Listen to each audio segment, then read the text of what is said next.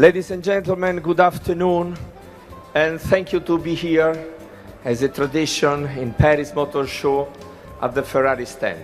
I like to present to you what I call a technologic romantic car, because it's the car that we present today to celebrate 80 years of Pininfarina. This car is called SA Aperta, S for Sergio Pininfarina, A for Andrea Pininfarina. This is a completely open car, very innovative, with a huge aerodynamic research, and we will build only 80 examples to celebrate 80 years. Then we are here with the California, stop and start. The California is by far the leader in the top car in the segment in terms of ecology.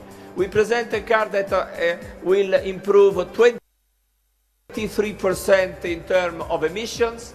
Reducing emissions is still for us a priority. We are now present in 57 markets with more or less 200 dealers, but from this coming January we will open also India, so we will be there in 58 countries in the world.